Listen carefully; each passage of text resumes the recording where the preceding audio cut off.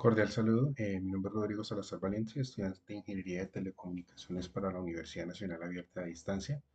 El presente video es un requisito para la clase de instrumentación en la cual voy a presentar, o mejor dicho, en el cual voy a presentar el trabajo final, la respectiva sustentación de cada uno de los elementos que desarrollamos durante este periodo. Bien.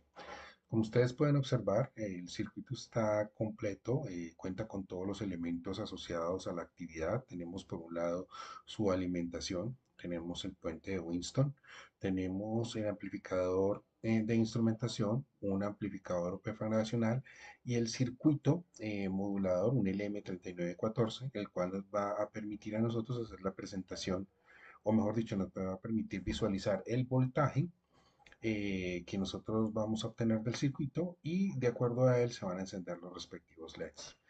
Entonces, primero que todo, quiero mostrar el circuito en equilibrio. Eso significa que aquí ya tenemos todo el cálculo de las respectivas resistencias para una temperatura específica, en este caso 25 grados. Voy a dar a ejecutar y como ustedes van a poder observar, todos los voltajes desde el puente de Winston a cada uno de los amplificadores, pues en este momento está marcando cero. Eso es porque el circuito se encuentra en equilibrio. Bien. De acuerdo al documento, nosotros podemos observar acá que en lugar de utilizar el PT100, yo realicé los cálculos y el trabajo para un NTC. Este como tal tiene una resistencia de 10 kiloohmios, perdón, de 100 kiloohmios como base. Y adicionalmente, entonces, para la temperatura de 25 grados, efectivamente tenemos una resistencia de 100 kiloohmios y tenemos una capacidad de voltaje de 40 microamperios. Con base a esa información hicimos el cálculo de la resistencia R3, correcto, que nos dio 125 kiloohmios.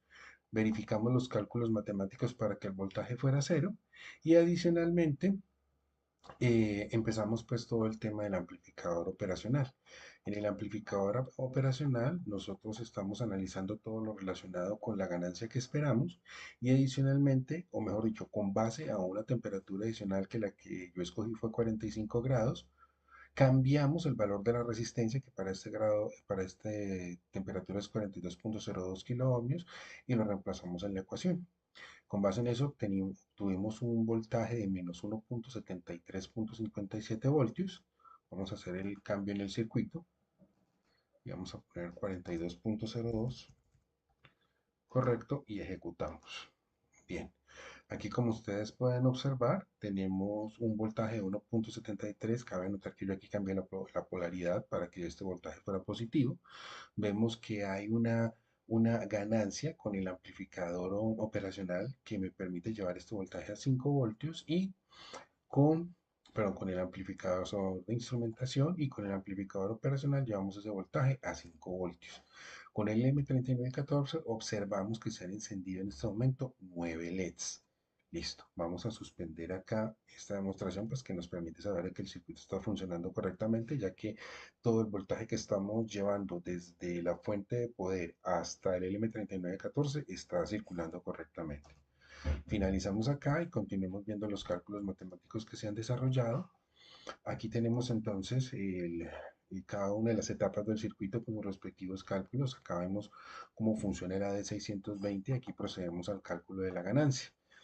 Como yo cambié la polaridad, pequeño truquito, entonces realicé el cálculo de la ganancia para el circuito, me dio 2.8807 y así sucesivamente fui despejando todas las situaciones, encontré un valor de resistencia de 26.27 kiloohmios. Realizando los cálculos de error, me di cuenta que el comparativo entre lo que los cálculos matemáticos y los cálculos de simulación son muy buenos. El error más grande fue de 0.33%, eso fue para el voltaje de entrada, y el más pequeño fue de 0.13 para la ganancia, o sea que son porcentajes muy buenos. Bien, en el filtro pasa-bajas hice los respectivos cálculos. Aquí casi no se presentaron modificaciones porque pues en ese orden de ideas fue muy fácil trabajar con el filtro activo pasa abajo y ya los datos estaban organizados totalmente en la anterior actividad utilicé los mismos valores, hice las respectivas pruebas, utilicé e identifiqué, por ejemplo, acá con exactitud la capacitancia de C2, que es casi 50 nanofaradios, pues en últimas lo dejamos en 50 nanofaradios, y acá, por defecto, para la capacitancia 1 yo utilicé 100 nanofaradios. Hice los cálculos de las resistencias asociadas, una resistencia de 3215 ohmios, otra resistencia a 6430 ohmios, una resistencia re infinita, esa la quitamos del circuito y aquí ya tenemos el montaje hasta el amplificador, hasta la amplificación, hasta el amplificador operacional, la respectiva resistencia, su capacitancia, la resistencia RA y la verificación del voltaje. Aquí me tomé la libertad de que con el del osciloscopio verificar cómo estaban funcionando los voltajes. En amarillo nosotros encontramos el voltaje de entrada y en azul encontramos el voltaje de salida. Aquí vemos cómo está funcionando la frecuencia de corte, pues gráficamente me permitió localizarla en 694 para el voltaje que yo estoy esperando en este momento, que es 3 voltios, correcto. Y entonces en ese cálculo que estoy haciendo encontré un error un poco más grande, pero yo me imagino que se debe precisamente a la incapacidad de pronto de ir a un detalle más claro a la hora de identificar la frecuencia de corte, no porque esté mal calculada, sino porque hay ciertas limitaciones del programa de simulación.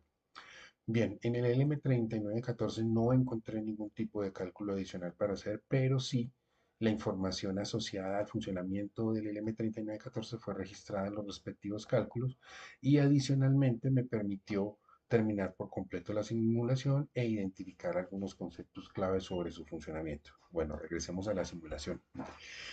Entonces, nosotros tenemos un cálculo de resistencia base. Ese cálculo de resistencia base nos permite a nosotros empezar a saber cómo van a empezar a encenderse los respectivos LEDs.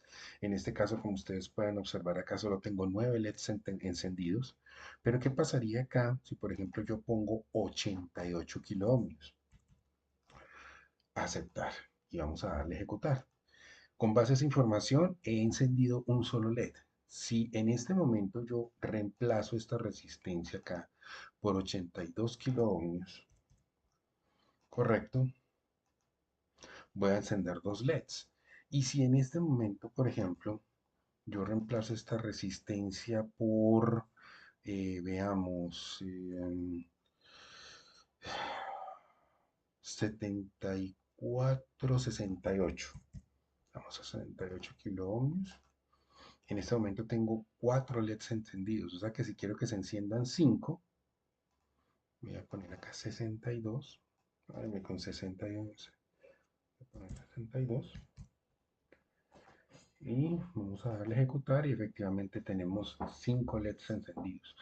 De acuerdo a la situación que estoy planteando matemáticamente, logré evidenciar que si yo quiero manejar el encendido de los LED, tengo que hacer un aumento en la resistencia de 6 kilo ohmios, mejor dicho, un aumento, no, una reducción en la resistencia, ya que el NTC es una resistencia de coeficiente negativo. Los voltajes que se están manejando acá son del orden negativo, pero acá con la respectiva transformación que estamos realizando en el circuito logramos identificar un voltaje que me permite a mí encender correctamente los LEDs. Fue una actividad muy bonita, me permitió aprender mucho sobre cómo funcionan los diferentes amplificadores y un circuito integrado que permite la visualización de la información. Espero que ya en un curso futuro podamos entrar en algo un poco más digital, porque esto es muy análogo todavía, pero fue una experiencia muy agradable. Muchas gracias por lo aprendido en este curso y hasta pronto.